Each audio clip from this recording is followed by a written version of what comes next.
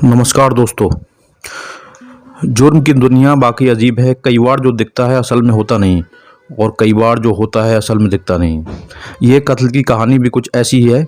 जिस शख्स की मौत होती है मौके से उसकी लाश भी मिलती है और सुसाइड नोट भी मिलता है। वहाँ से मौत के सबूत भी मिलते हैं और मौत की वजह भी। इन सभी को देखकर पुलिस भी मान लेती है कि आत्महत्या का केस है। लेकिन जब पोस्टमार्टम रिपोर्ट पुलिस के हाथ आती है तो पूरी घटना ही बदल जाती है। अब पुलिस फिर से तफ्तीश शुरू कर देती है और फिर जो कहानी सामने आती है उसे जानकर पुलिस भी दंग रह जाती है। दोस्तों, आज क्राइम की यह कहानी मध्य प्रदेश के बेहद ही सस्पेंस थ्रिलर मर्डर मिस्ट्री की सच्ची कहानी है। मध्य प्रदेश की राजधानी भोपाल का सेंट्रल जेल, साल 2019, तारीख 29 जून। इस दिन पैरोल पर जेल से निकले कैदी को लौटना था। 14 दिन की पैरोल पर जाने के बाद जेल प्रशासन को भी उसे लौटने का इंतज़ार था। तभी जेल प्रशासन को लोकल पुलिस से एक सूचना मिलती है। सूचना थी कि उस कैदी की मौत हो गई है। हत्या के केस में उम्र कैद की सज़ा मिलने और जेल की ज़िंदगी से परेशान होकर उसने घर में ही आत्मदाह कर लिया है। लोकल पुलिस ने बताया कि कैदी ने एक सुसाइड नोट भी छोड़ा है। हैंडराइटिंग भी उसी की है और मौत की वजह भी बताई। इसलिए अब उसके शव का पोस्टमार्टम कराकर केस को बंद करने की तैयारी है। ये जानकर जेल प्रशासन भी उस कैदी के केस को बंद करने के लिए लोकल पुलिस के फाइनल रिपोर्ट का इंतज़ार करने लगा। जिस कैदी की मौत हुई थी उसका नाम था राजेश परमार। उम्र तकरीबन 34 साल। वह मध्य प्रदेश के भोपाल के नीलवड़ एरिया के हरिनगर में रहता था। इस पर साल 2014 में एक हत्या का आरोप था।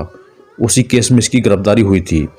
साल 2016 में उसे कोर्ट ने आजीवन कारावास की सज़ा सुनाई थी, जिसके बाद से वो जेल में ही था। उसी समय राजेश के पिता की मौत हो गई थी। इसी वजह से उसे 14 दिनों की पैरोल मिली थी। इसलिए 15 जून को वो पैरोल पर बाहर आया था। 29 जून को उसकी पैरोल ख़त्म होने वाली थी। इसी वजह से उसे हर हाल में 29 जून को जेल में लौटना था। लेकिन 29 जून की सुबह से ही उसके घर से आग की लपटें निकलने लगी, जिसे देख आसपास के लोगों ने पुलिस को सूचना दी। फायर ब्रिगेड की गाड़ियां और लोकल पुलिस मौके पर पहुंची। आग बुझाने पर देखा गया तो एक युवक बुरी तरह से जल चुका था। चेहरा और शरीर भी पूरी तरह से जला हुआ था। देखकर ही वो मरा हुआ लग रहा था। फिर भी पुलिस ने आखिरी उम्मीद में उसे तुरंत अस्पताल में भर्ती कराया, जहां डॉक्टरों ने उसे मृत घोषित कर दिया। अब पुलिस ने घर की तलाशी ली तो एक सुसाइड नोट भी मिला, जिसमें लिखा था कि पिता की मौत होने से वो दुखी था। अब परिवार में कोई पैरोल भी नहीं दिलाएगा। इस वजह से वो दुनिया से निराश हो चुका है। लिहाजा वो आग जलाकर आत्महत्या कर रहा है। इसके लिए कोई दूसरा जिम्मेदार नहीं है। अब ये सुसाइड नोट के आधार पर पुलिस ने भोपाल सेंट्रल जेल को भी सूचना दी। शव को पोस्टमार्टम के लिए भेज दिया गया। साधारण सुसाइड केस की तरह पुलिस ने भी इसे एक तरह से बंद कर दिया। उधर पोस्टमार्टम के बाद शव को रिश्तेदारों को सौंप दिया गया। रिश्तेदारों ने भी सबको अंतिम संस्कार के लिए भेज दिया। लेकिन इस पूरे केस में 24 घंटे बाद नया मोड़ आया, जब वहां की पुलिस को राजेश परमार की पोस्टमार्टम रिपोर्ट मिली। उस समय के भोपाल पुलिस के नए एएसपी अखिल पटेल के पास नीलवड़ का एरिया था। इन्होंने जब पोस्टमार्टम रिपोर्ट देखी तो चौंक गए। रिपोर्ट में लिखा था गला दबाने से जान गई है, यानी मौत की वजह आग या धुएं से दम घुटना नहीं, बल्कि गला दबाकर हत्या हुई थी। फिर वो इस केस की तफ्तीश में जुट जाते हैं। तुरंत मौके से ली हुई सभी फोटोग्राफ अपने पास मंगवाते हैं।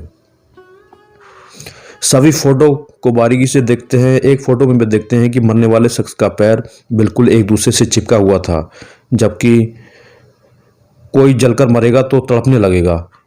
फिर जब उसके पैर एक दूसरे से चिपकने के बजाय अलग अलग होने चाहिए, लेकिन इस केस में ऐसा नहीं था। दूसरी तस्वीरें भी देखते हैं। उनसे पता चलता है कि उस शख्स का चेहरा और सीने वाला हिस्सा ही पूरा जला था, जबकि हाथ और पैर ज़्यादा जले नहीं थे और अजीब तरीके से मुड़े हुए भी थे। इससे शक यही होता है कि कहीं हाथ और पैर बंधे तो नहीं थे, जिस वजह से ऐसा हुआ।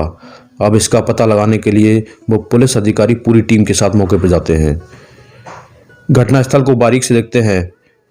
फिर आसपास के लोगों से पूछताछ करते हैं तो पता चलता है कि एक दिन पहले जब राजेश परमार के साथ एक या दो और लोग भी देखे गए थे। अब पुलिस इस केस की फाइल को बंद करने की जगह फिर से खोलती है, जांच शुरू करती है। अब पुलिस को यह शक हुआ कि जिसकी मौत हुई उसकी पहले गला घोंटकर हत्या की गई। लेकिन राजेश को जब सुसाइड ही करना था तो उसकी पहले हत्या क्यों की गई? अगर किसी ने गला दबाया तो वो कौन था? पुलिस के सामने ये भी सवाल था कि कहीं ऐसा तो नहीं कि मरने वाला राजेश ही ना हो। अगर ये राजेश नहीं है तो फिर कौन है? इन सब सवालों का पता लगाने के लिए पुलिस ने उसके मोबाइल नंबर का पता लगाया। फिर रिश्तेदारों के ज़रिए उसका एक नंबर मिला जो जेल से आने के बाद एक्टिव था, लेकिन अब बंद था। उसकी आखिरी लोकेशन भी भोपाल की थी। पुलिस ने जब उसके फ़ोन की कॉल डिटेल चेक की तो एक नंबर पर कई बार बात होने की जानकारी हुई, लेकिन जब उस नंबर पर संपर्क किया गया तो भी बंद था।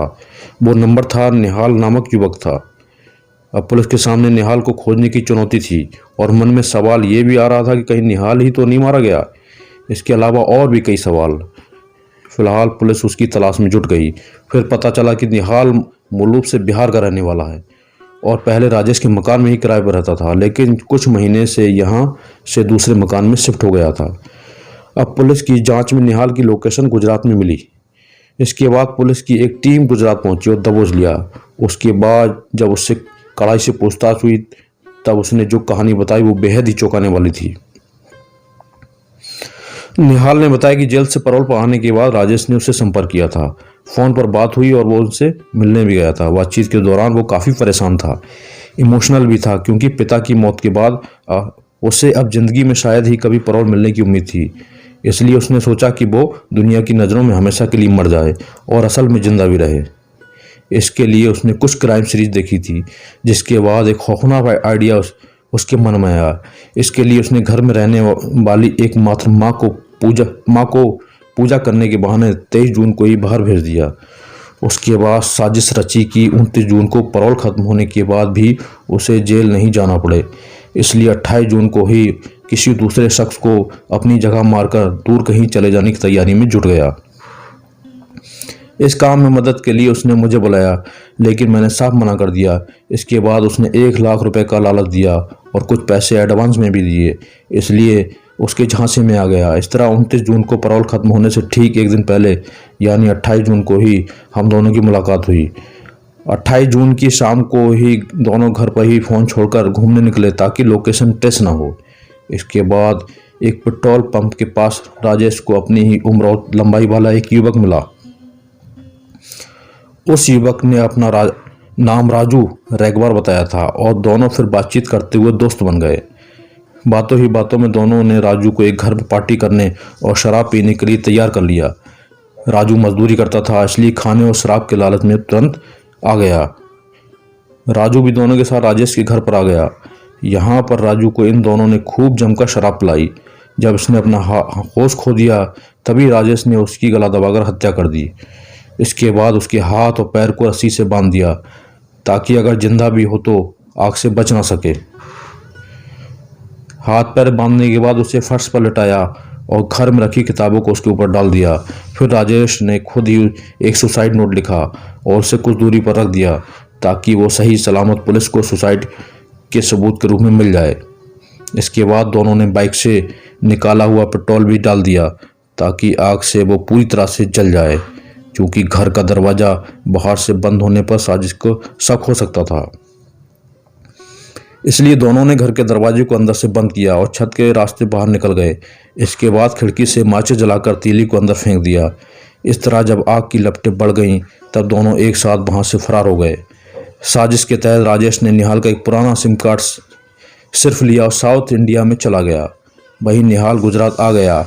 अब पुलिस ने निहाल की कहानी की सच्चाई का पता लगाने के लिए उसे मृत युवक के बारे में पता लगाया तो वो सच निकला, क्योंकि राजू रेगवार की पत्नी ने 28 जून की रात में ही लोकल पुलिस में गुमशुदगी की शिकायत दी हुई थी।